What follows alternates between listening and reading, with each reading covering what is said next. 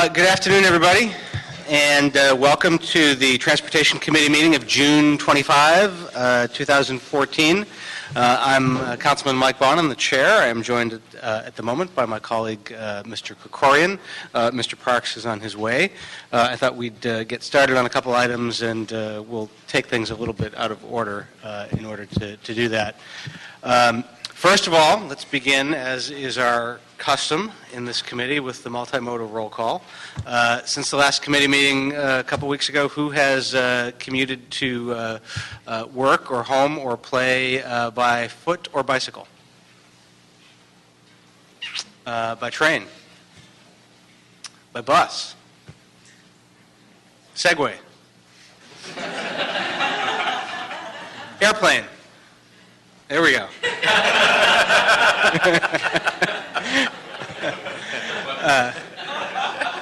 Awesome, very good. I think this was the highest multimodal participation we've had in this committee. So that's a good trend. I think the Scripps contingent helped weigh it considerably. For today's agenda, we have a bit of a novelty celebrity with us. We're going to be having a confirmation hearing for our new general manager for the Department of Transportation. I'm going to wait for Mr. Parks to get here for that item, though. My recommendation is going to be that we continue item number 7 until Mr. LaBonge is back, I guess. And my recommendation would be to move on consent items 2, 5, and 6. Unless there's any questions.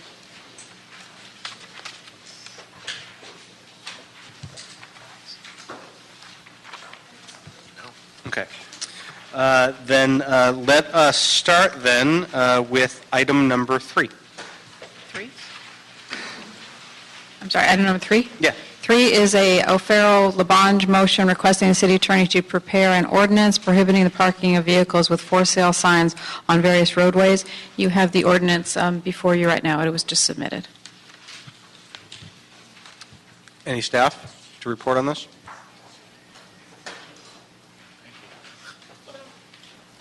Good afternoon. Good afternoon.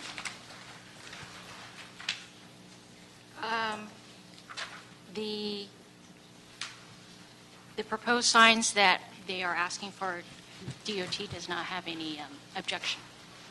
DOT has no objection. Is anybody here from CD 13, Mr. O'Farrell's office? Did you have any concerns or questions on this, Mr.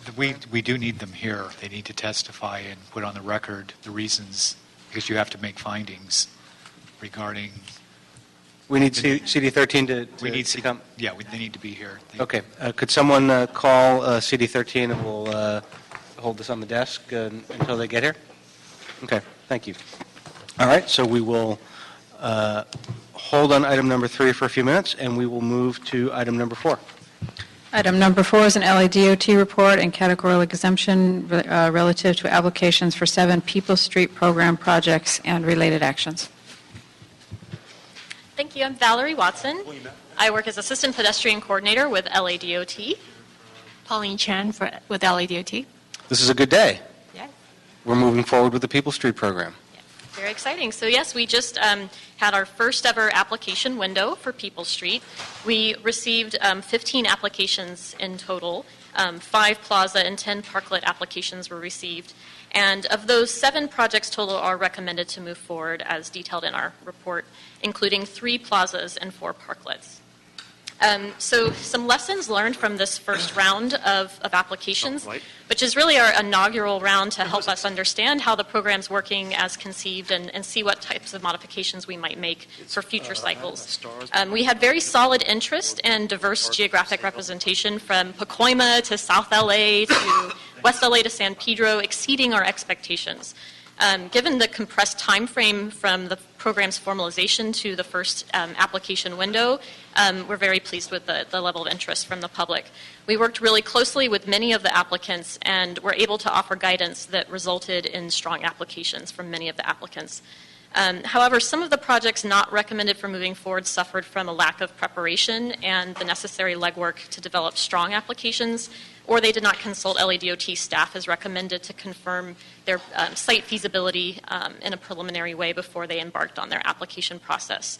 So in the future, LADOT will work to edit and reformat the information presented on our People Street website to clarify the roles, responsibilities, and application requirements. We want to offer guidance and clarity on the necessary steps and time needed for successful applications, and continue to conduct information seminars across the city in advance of future application cycles.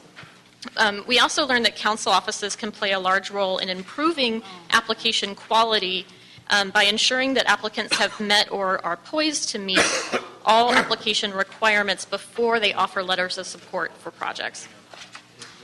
There's a little bit of confusion over the separate track for bicycle corrals as well due to the resource limitations and backlog of projects currently. So future cycles may benefit from unifying the timeline for all 3 project types under People Street once this backlog is addressed with our Bikeways program, bike planning and outreach.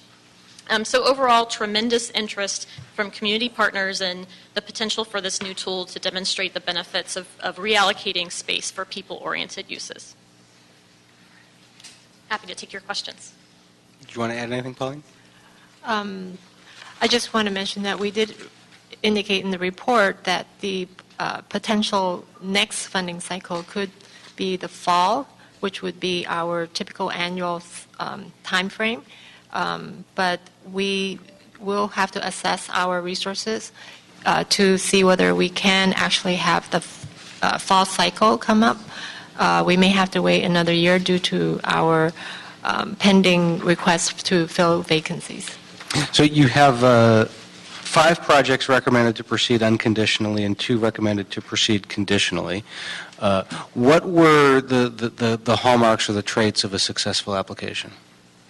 You know, I think the groups that really were able to rally support from many partners to conduct the necessary outreach, not only with the adjacent stakeholders that are immediately affected by projects, but the community at large.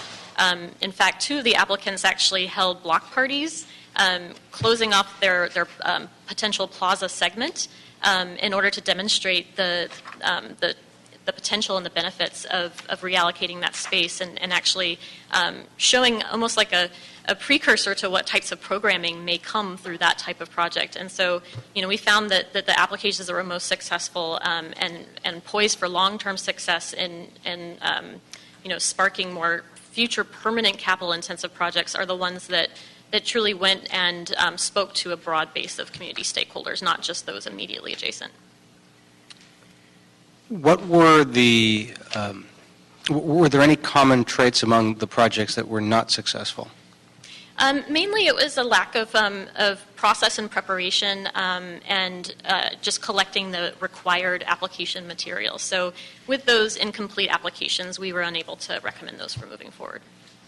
And what caused something to be placed in the category of recommended to reapply? In that sense, they may have had met most of the necessary requirements, but there was either an issue with site feasibility that couldn't be solved through adjustments to the project footprint, or there were just 1 or 2 application requirements that weren't quite meeting the threshold that they needed to be met to be satisfied. And so those projects, we felt the bones are there, and with a little bit more preparation and time, they could build a strong application to be successful in the future. So we've got 3 plazas and 4 parklets, right? That's right. What's going to happen in them? Did the application speak to the programming or just to the infrastructure? We actually ask for plaza applicants where programming is really at the forefront for them to give us a sense for the types of programming that they're interested in pursuing. And so in that sense, they've already started those conversations, and through phase 2 of the People Street process, which is really more on design development, they'll have the opportunity to firm up the types of programming that they would like to provide. So in a sense, we built into the application process a way for them to get started early on thinking through that. And what sort of programming are we likely to see?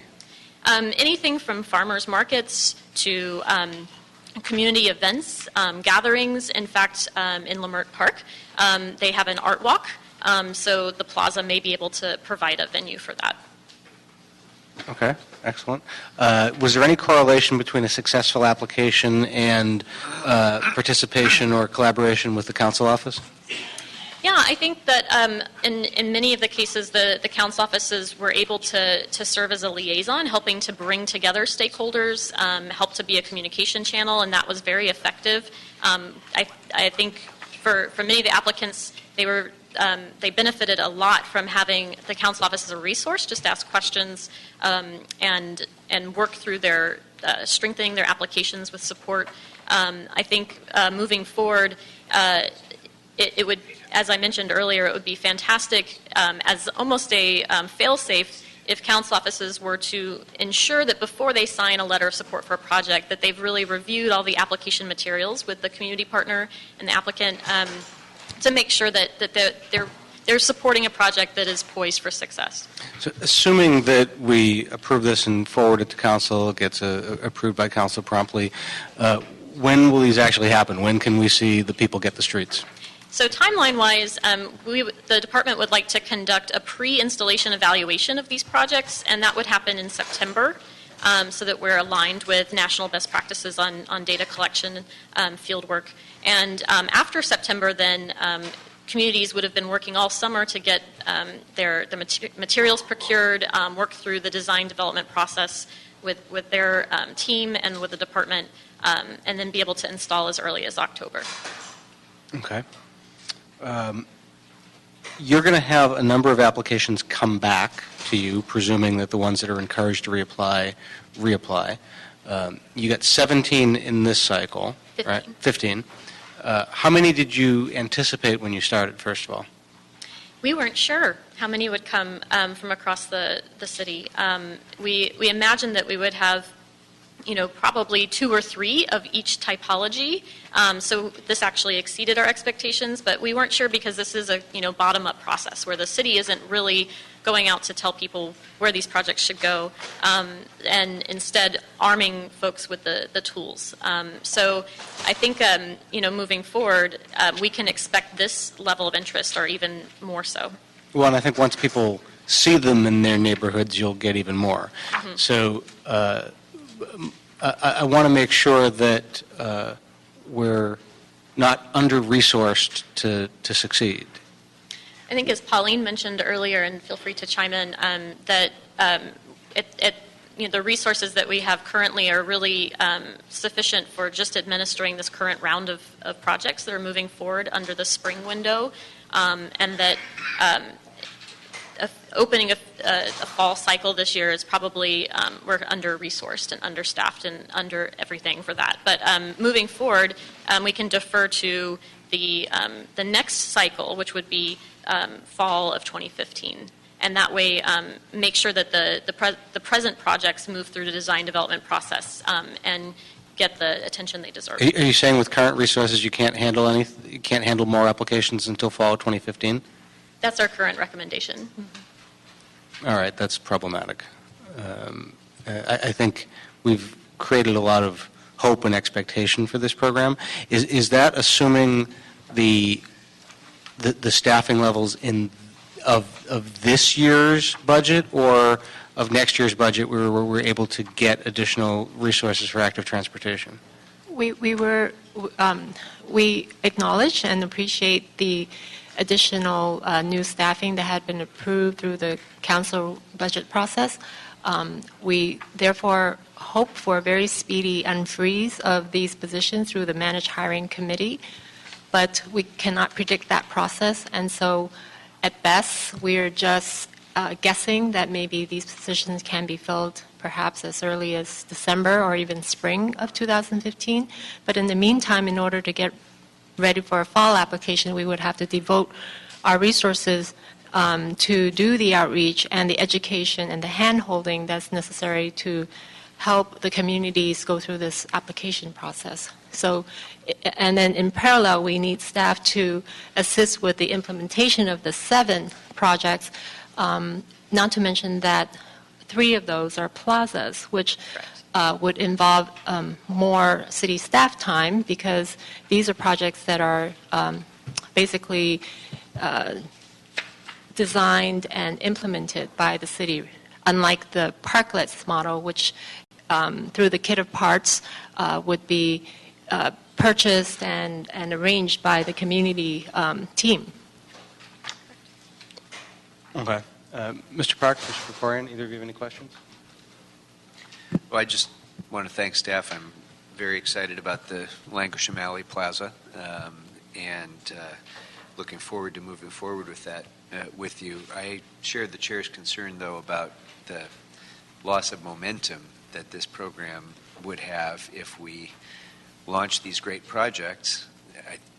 They prove to be as successful as I believe they will be, and then there's a long lag time before there can be a next round of applications. So did I understand you to say that the problem is really not a budget problem, but a managed hiring problem? That is the main issue, yes. Okay. Noted.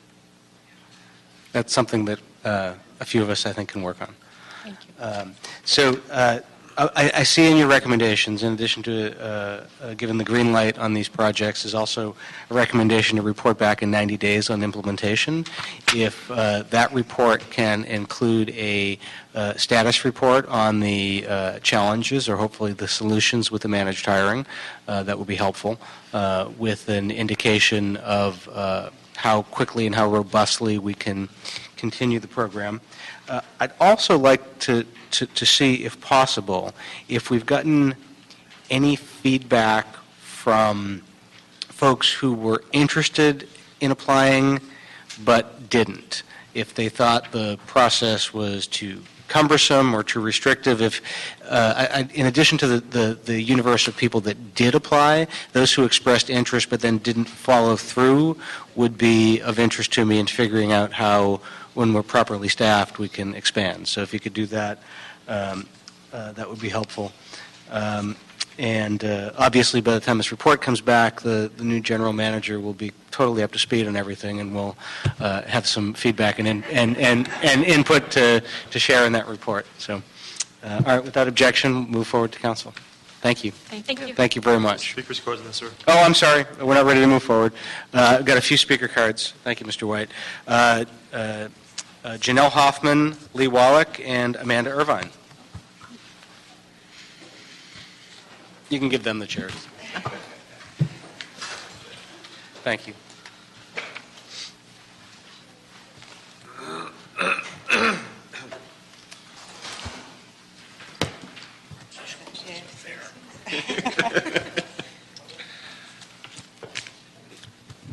My name is Janelle Hoffman, and I'm one of the people who came late to the game. And so I don't know if this is the appropriate place or not, but I wanted to just present a little bit of the project, and I don't know if that's appropriate or not. Go for it. Okay. All right. My project is down in the Venice area, and it encompasses part of 19th Street, which is approximately 90 feet in length, and I would be taking the 30 feet of that street that fronts Oceanfront Walk. The other side of 19th Street is intersected by Speedway Alley. So between Speedway and Oceanfront Walk, that street goes nowhere else. What we were proposing, hopefully this is the right way, is to take the 30 feet of 19th Street out to Oceanfront Walk and change this into a parklet. And what we would do right there is we would put the striping on the street.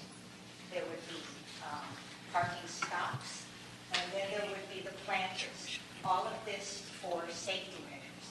Then there would be a fence here to separate the area from people where they would be sitting. There would be tables out there and chairs. They would be sitting on a deck made out of a Trex material, which is a plastic wood, and it would be open to everyone. There are restaurants. There's a restaurant on this side. There's a restaurant on the other side farther down. There's retail all around. Right across the way is a paddle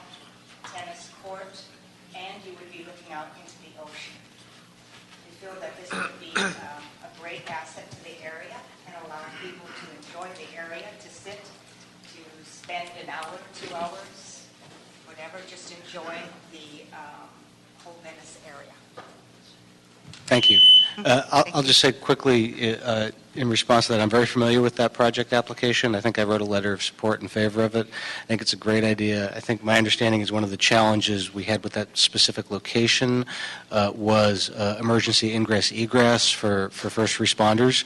It's something we've been looking at addressing more better identified spots along the boardwalk. And so I'm willing to have my staff work with you in the People Street program to reevaluate it for the next round.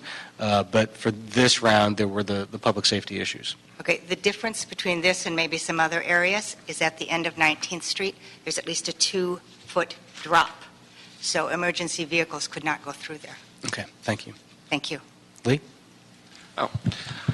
Hi, Lee Wallach. The hat I wear today, as you know, I wear a few of them, is the Motor Avenue Improvement Association.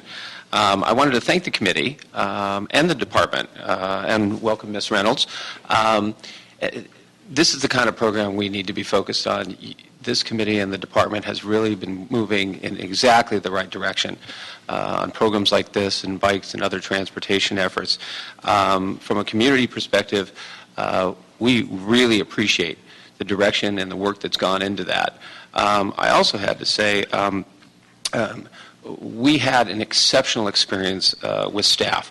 As you all know, when you roll out a new program, more often than not, sometimes it does not run as smoothly as you'd like. And there might have been some bumps in the roads, but quite frankly, we didn't see them on our end. Staff was very available. Staff worked with our staff. And really made it a very smooth process. They worked with us on a lot of nuts and bolts, and there's changes that needed to be made, but they really were there for us. And so I needed to commend them and let you folks know that I'm encouraged by not only what we've experienced, but I'm encouraged that we'll be able to take this program and move forward quite effectively. So that was what I wanted to share with you today. Thank you all very much. Thank you, Lee. Go ahead.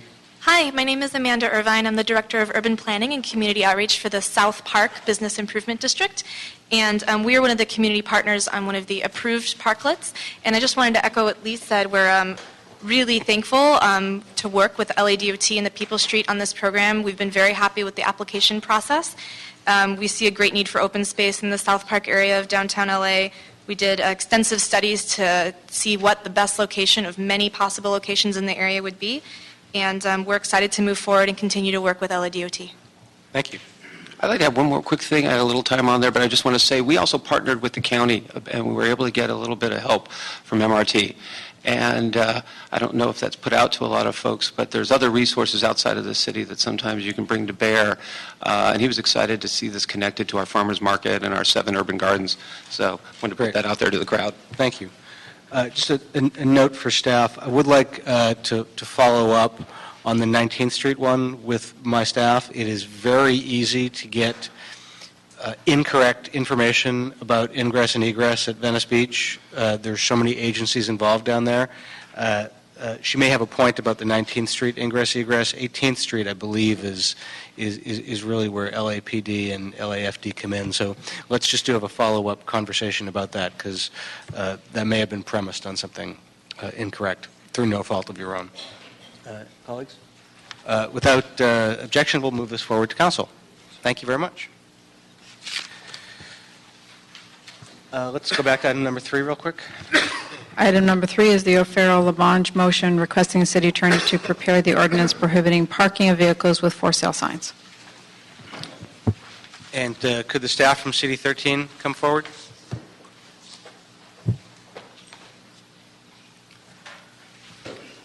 Good afternoon. You please identify yourself for the record. My name is Aram Taslagian. I am with the Office of Councilmember Major O'Farrell. Great. You can have a seat. Just in order to make the findings for this, in order to move this forward, City Attorney advises we need to make some findings, so we need you for the record to officially state what the need is for this action.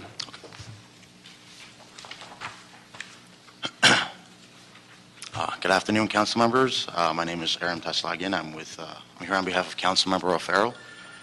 Our office is fully supportive of this ordinance because it will allow residents access to already very limited on-street parking, and it will mitigate the public nuisance and blight created by these for-sale vehicles. These issues include, but are not limited to, loitering by car buyers and sellers in front of residents' homes, vehicle owners fixing and washing their cars with buckets of water in the street, interested buyers double parking or blocking driveways to browse through cars, oil leakage from these often old vehicles onto the street as they're parked in one spot for extended periods of time, increased dumping of trash on the street, sidewalk, and private lawns, and inability of residents to take out their trash and recycle bins for pickup because these cars get in the way, or they move the bins to the sidewalk to park their cars. Following the initial complaints from residents, I began to notice anywhere from 6 to 10 for-sale vehicles parked on Virgil Avenue alone at all times of the day. These streets are heavily used for through traffic, thus becoming a great setting for the purpose of advertising vehicles for sale. There is an evident concentration of such vehicles on these streets, which do not belong to the residents.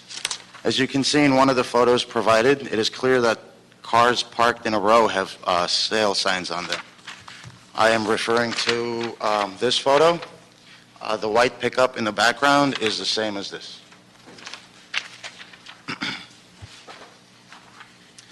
The community feels very strongly about this because it has become a serious quality of life issue for them. As a result, our office is fully supportive of their view. Thank you, and I'll be happy to answer any questions that you might have. Thank you. Colleagues, any questions? And if you submitted all of that material to the city clerk's office for the council file? Yes. You did a great job. Thank you. Thank you. There's another copy for you. Thank you. All right, without objection, we'll move this forward to council. Thank you very much. Thank you. Approved. Approved? Yes. Thank you. Thank you. Actually, Mr. Chairman, one question, and this is actually for the city attorney. I just noticed that a lot of the cars that are given as examples of the problem just have a phone number written on the back window.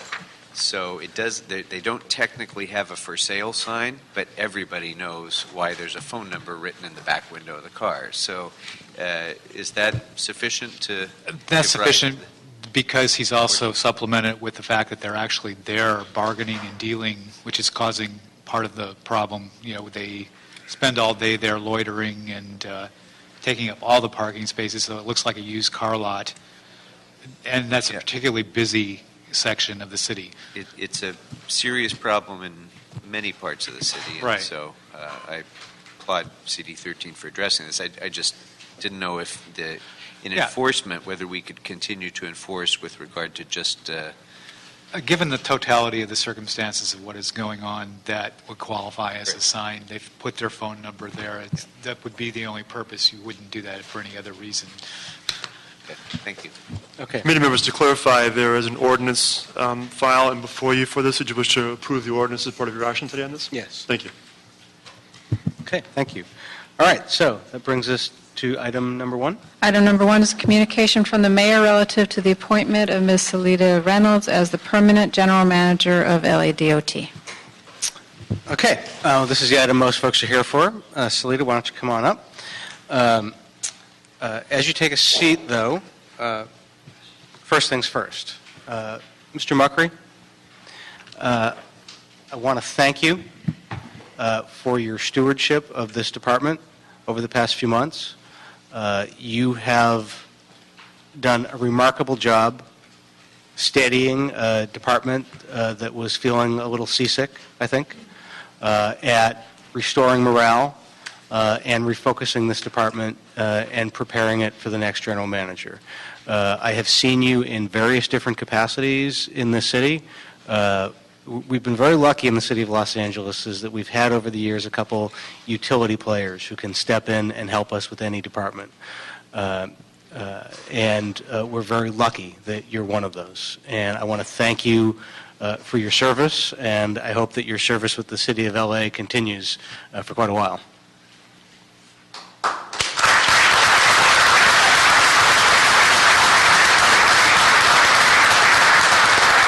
Thank you. Councilmember Bonner, and thank all the council members. It's been a joy and a privilege, but to be perfectly honest with you, I only reflect 1,500 men and women of the department that really do the job 7 days a week, every 24 hours a day, and it can't be done without them. So the real credit goes to the men and women of the Department of DOT, Rec and Parks, and General Services. I don't think I should be surprised, but I'm always surprised at the quality and the dedication of each and every employee that I've had the privilege to work with and supervise. So really, thank you for your individual comments, but give a collective applause for the men and women of this city who are out there every day. You got it.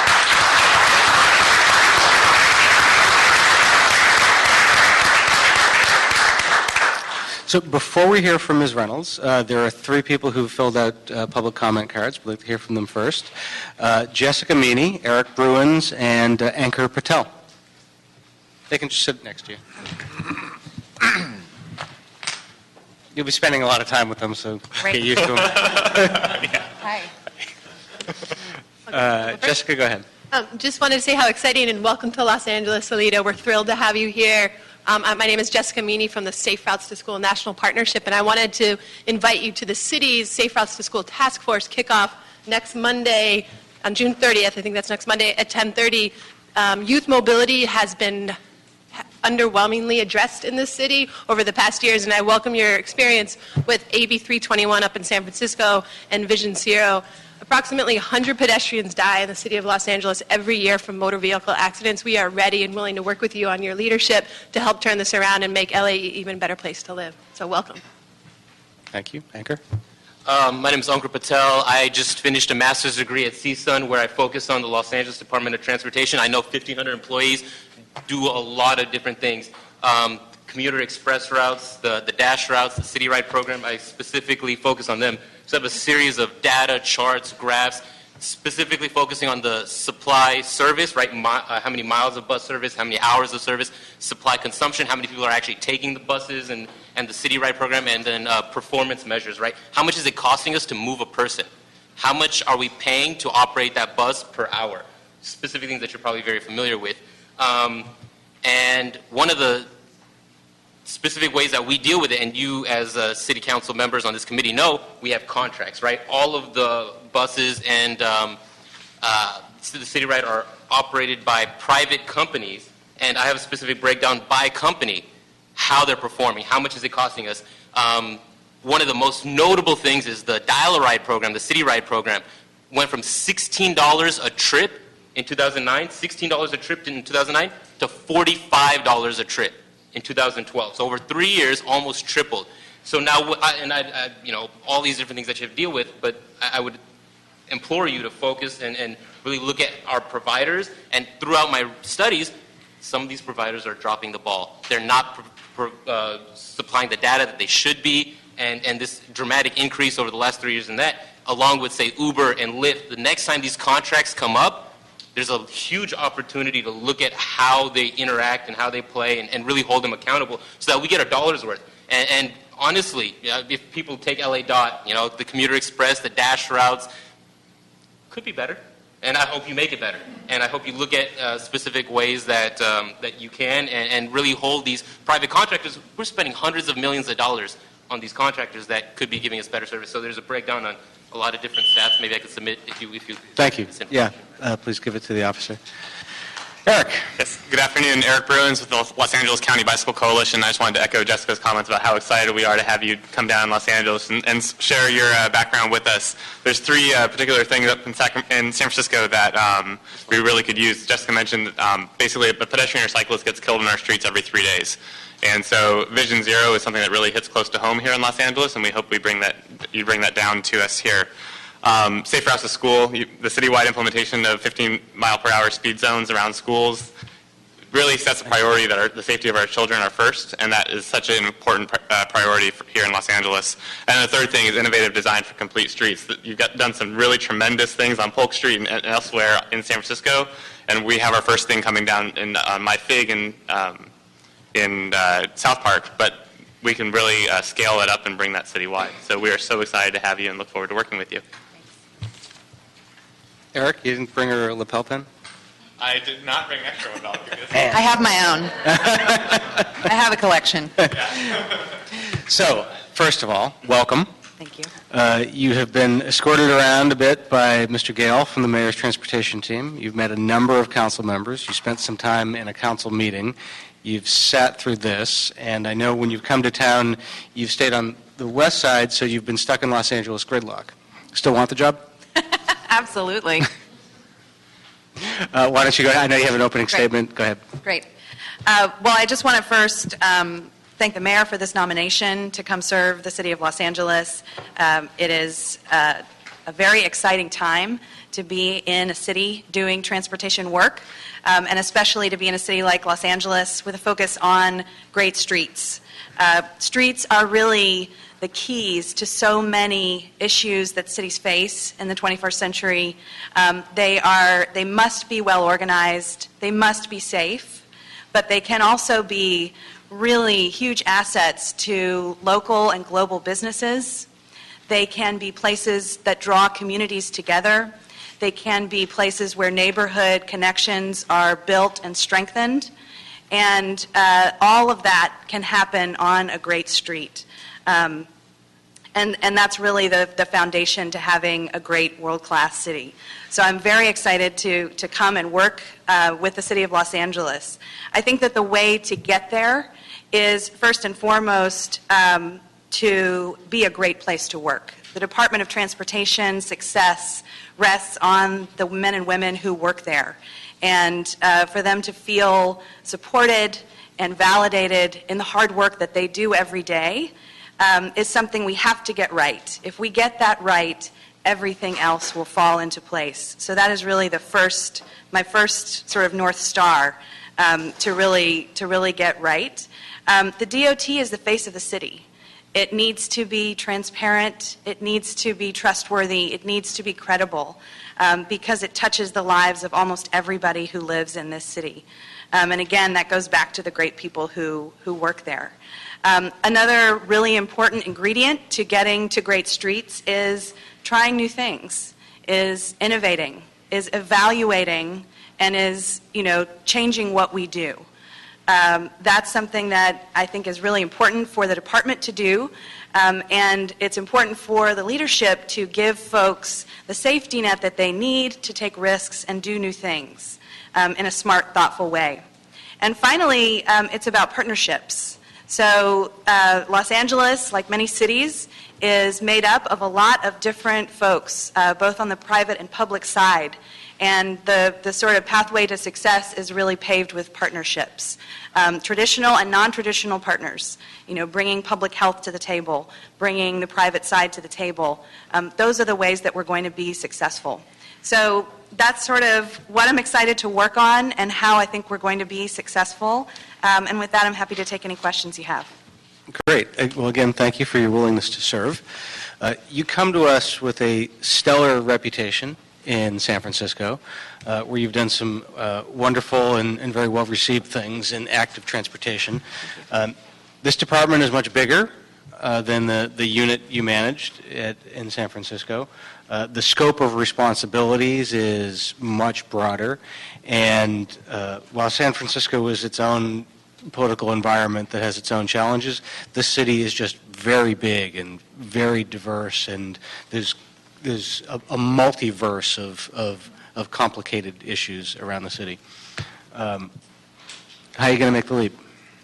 So I think your question sort of has two parts. One is about just the volume of people, the number of folks who work at DOT, and the second is about the scope of the challenges.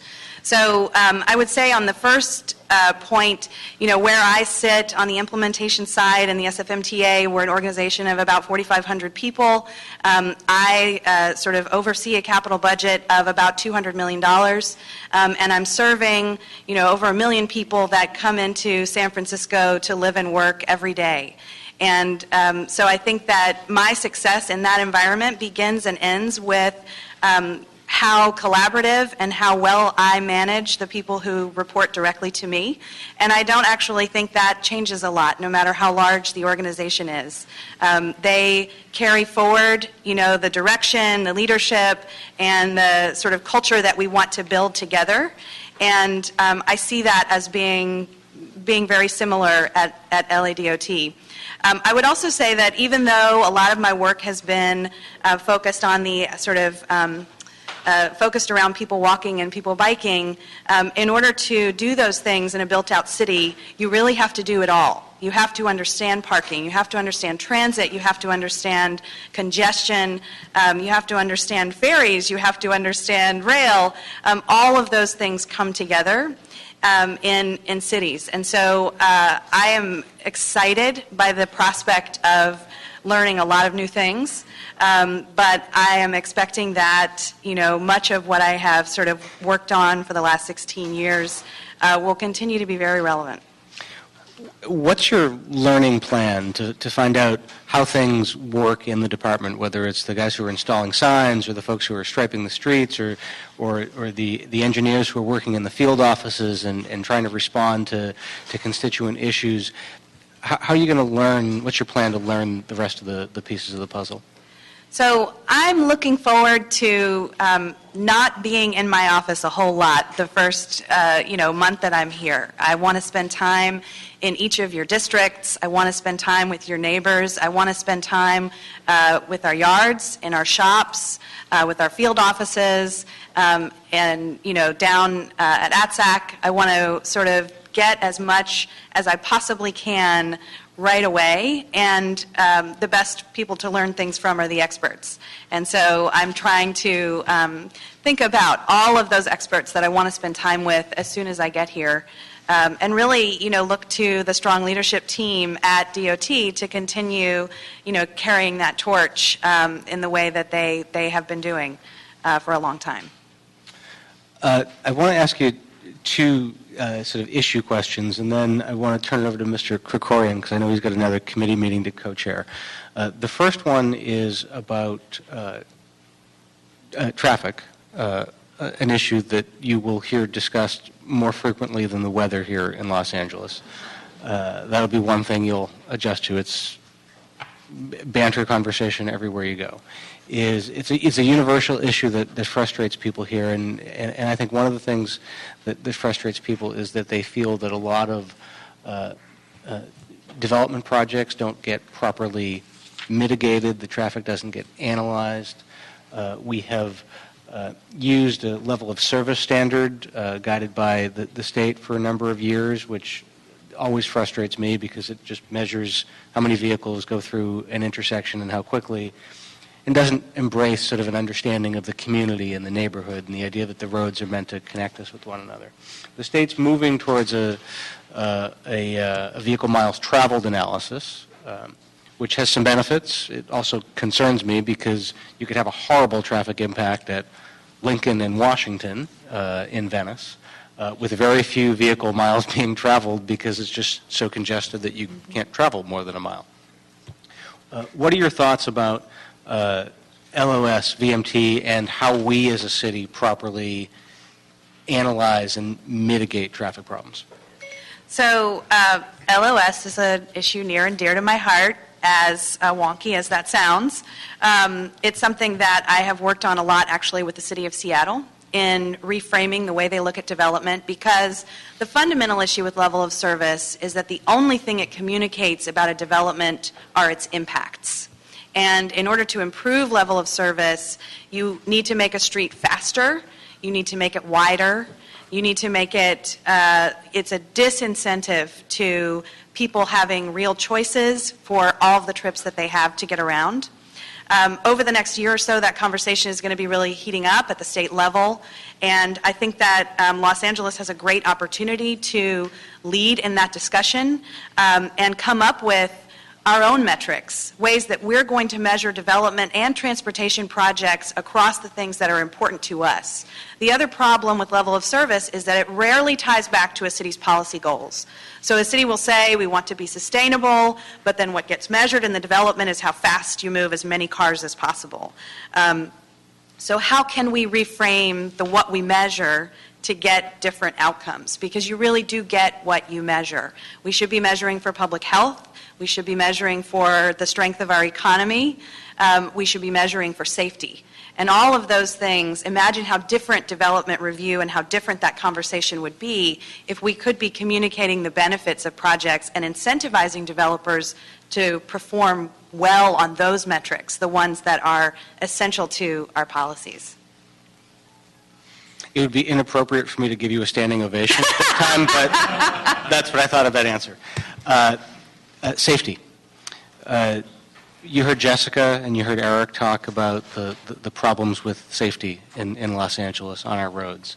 It seems like there's not another day that doesn't go by without there's a hit and run accident, or there's another funeral or a memorial service for a cyclist, or some senior has been injured trying to cross the street getting to her senior center. You talked a little bit in your opening remarks, or one of the speakers talked about Vision Zero. Could you talk about what your work has been like in San Francisco and what we might take from that here in order to improve safety? Sure. So Vision Zero is something that happened last year in San Francisco. We had 21 people die on our streets, and one of them was a 6-year-old girl trying to get across the street with her mother on New Year's Eve. And that really catalyzed our board and the Board of Supervisors to come forward with a real directive for us to prioritize safety above everything else, because there are costs to those, costs in loss of life, loss of potential, there are costs to families, to communities, and there are real costs that are borne by everyone in terms of long-term disabilities and medical costs. And so it is important for every city to take safety seriously. My role then was to come up with a group of projects that would get us to Vision Zero, and a group of projects that we could afford to implement, that would be effective, and that would solve for the issues that we have. One of the most powerful things that you can do to make your streets safer is to make them slower. That is the number one predictor of the severity of a crash. We are just not designed to withstand that kind of impact. It's just physics. So some of the things that we do are not rocket science. They are simple, they are quick, and they are cost effective to implement. And then some of the things we need more, or sort of are bigger leaps. In terms of slowing streets down, making sure that they are no larger than they need to be. And then there's a great benefit, because when you free up space so that the fastest driver doesn't set the speed limit, you can use it for a whole variety of things that benefit the businesses and the communities there. Thank you. Mr. Krikorian? Thank you, Mr. Chair. I think you've covered my main topics, and I actually had a great opportunity to have a lengthy discussion with Ms. Reynolds in my office. I'm very impressed with the nominee's background, but also her what appears to be a leadership style that's going to be collaborative, that's going to be supportive of the employees of the department, that's going to feature lots of communication and outreach with all of the transportation stakeholders and the council. And I very much appreciate all those things, so I'm very strongly in support of her nomination. Mr. Parks? Thank you very much. I just wanted to just kind of get a couple answers. One thing, I'm not familiar with the breakdown in San Francisco as far as levels. When your resume says a level 4, what is that? An assistant general manager? Where does that fit in the organization? So I report to the deputy director, and she reports to the director of Sustainable Streets. Okay, but then where does the overall general manager fit? So the general manager of the MTA is like a combination of the DOT and Metro in San Francisco. So everything transportation related is really in one place, okay. And we are a city and a county. So the deputy director is above the 4,500 employees. I mean, the director of transportation is above the 4,500. You have the director that's got 4,500 employees, and then what are the assistants? Then the director of Sustainable Streets, okay. And then the deputy director. Okay. And now, when to also get some perspective from your position, from where you're coming from. What are the number of people that you're responsible for and the budget and things like that? So our budget is about $200 million across the 4 programs that we manage. So we're responsible for all the traffic calming, bicycle, pedestrian, and school safety projects in the city, and we have 40 people in the subdivision. Okay. The other thing I was wondering when you were talking about, and I don't disagree with you in the sense of to reduce the amount of pedestrian accidents, that's slowing the traffic, but probably the last thing people want to hear in a car is that you're slowing the traffic. And so the issue is, while you're implementing these ideas, what do you do with all these roads that have more cars than they have space, and the people that have already been told that they spend more time in their car than any place in America? How do you reconcile implementing these changes while at the same time you can't get rid of these vehicles that are on the road every day? So one key strategy is that you have to partner with education and enforcement. Engineering cannot do all of the lifting by itself. So there is no one-size-fits-all solution for every street, just like there's no, one-size-fits-all solution for every crash that happens, which is why it's important for us to understand really what's happening in those crashes, and not just for people walking, but for people driving, for people biking. However they're traveling on our streets, they should be able to do it safely. And so typically, if you have a street that's already congested, the issue is not speeding. The issue might be conflicts at intersections. And that's a different set of solutions than looking at speeding. And the other thing I would add is that, we need to make sure people can get where they need to go. They need access to jobs, to school, to home, to better themselves and to bring that back to their community. And so they need to have a predictable way to get there. And that's an important part of any conversation about redesigning the street. Yeah. Would you say that San Francisco has, compared to Los Angeles, a much more robust public transportation system of rail, buses, Is that a trick question? No, I'm just asking because the reason I'm asking you that is because it seems to me, and I've just been here for a short time, it seems to me that as you're developing these programs, it's also dependent on how robust the alternatives are.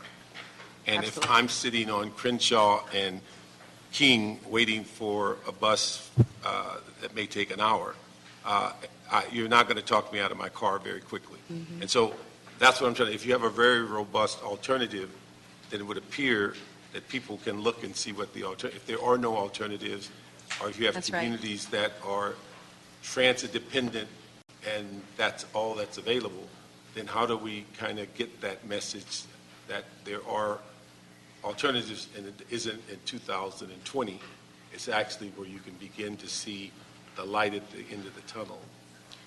So I would say that if you spend any time in San Francisco, maybe the top 2 things you'd hear people talk about were the weather and how terrible public transit is and how much we need to do to fix it. So, traffic and the weather are hot topics all over. I've never lived anywhere where they're not. And it's a challenge for any city to make sure that the transit service we deliver is first and foremost customer focused. It's a good experience to be on that bus. It's clean, it's comfortable, and it's reliable. And so you know how long it'll be there when you show up, and you know how long it will take. And that there's information available, so I can get information about when the next bus is coming. I think that DOT has done some remarkable work already in all of those areas and really had a leadership role, particularly the data piece. So I'd want to continue that work in making sure that transit really works for people, because it's an important, it's a lifeline service transit provides for people. And so it really must work, and it's key to the fabric of a strong city. But I would also say that I want people to have choices in how they get around. And I don't think that transit is always going to be the best choice, because they're going to be making that calculation based on their budgets, its cost, time, and a lot of other things. But I want them to have good choices, and I want them to know about those choices. So that's more my focus, is making sure that there's a whole menu of ways you can get from A to B, and you make the choice that works the best for you. And we'll probably deal with, you told me we have a meeting set up, but one of the things, and I've watched transportation, I think what always is mind-boggling to me is the number of things that they deal with. When you think about the issues of signals, you talk about traffic enforcement, traffic citations, collections, you talk about vehicle traffic flow, you talk about their budgeting, special funds, special events.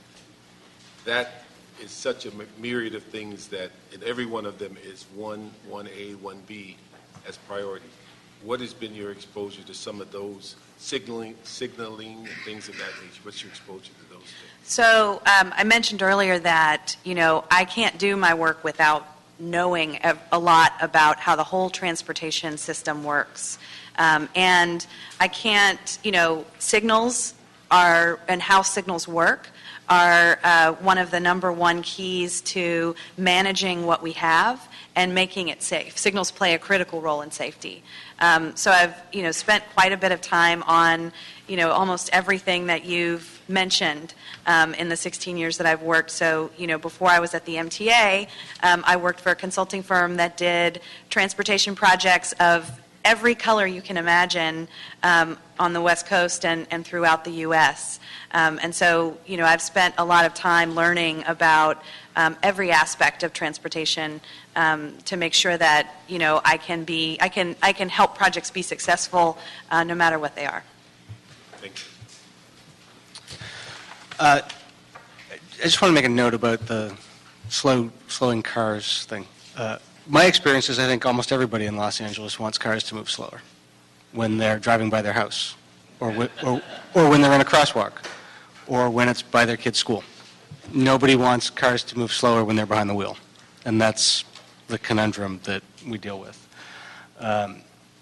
You would, if confirmed, begin when? August 11th. So we can count on no gridlock by Thanksgiving? Done. All right, well, with that commitment, I think without objection, we will move this forward to council with a recommendation for approval and look forward to a long and strong partnership. Thank you very much. Thank you.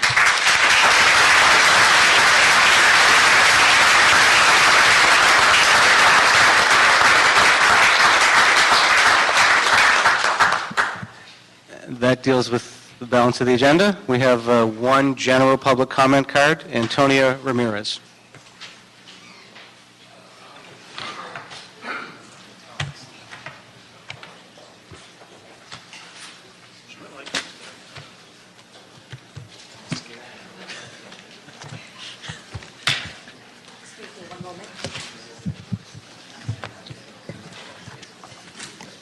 Thank you. This is a matter of democratic principles. I came to speak at the Transportation Committee because I am a bus rider. Therefore, I have standing. Unlike you, Mike Bonin, I don't speak out of my ass. I live by experience in flesh and bone. LA Council members Paul Krikorian, Herb Wesson, Mitchell Englander, and Mike Bonin have repeatedly censored me and selectively denied me in speaking on any agenda item after putting my speaker's card and have incessantly interrupted me during the 1-minute public comments. Case in point, on June 11, 2014, at 1 o'clock, I placed my Transportation Committee speaker's card in for agenda item number 1. You hopscotched all over the agenda items, never calling number 1. Excuse me. You didn't have the common courtesy nor the common dignity to tell me you weren't going to call agenda number 1. Then you limited me during public comments from 2 minutes to 1 minute. Yet all the while, you let the Caucasians speak longer than 1 minute on several agenda items, i.e. Jennifer, Dennis, Jeff, and should I go on? You suffer from a deplorable low self-esteem, Bonin, not to mention that you have no leadership qualities. You are not civil, nor can you be objective. You have abused your position, and you have failed to administer your public service duties in a fair, decent, humane, civil, and objective manner. The hallmarks of a true political leader. So you get an F. You have committed political suicide, and it will come back to bite you. Keep laughing. You're only laughing at yourself, certainly not at me. You have used this as a retaliatory measure because I am giving full exposure of the criminal negligence in the Department of Transportation. Thank you. Thank you. Good afternoon. And our friends from Scripps, that is what a public hearing is like. Thank you, everybody. We are adjourned. Yeah, that's what makes it a mock.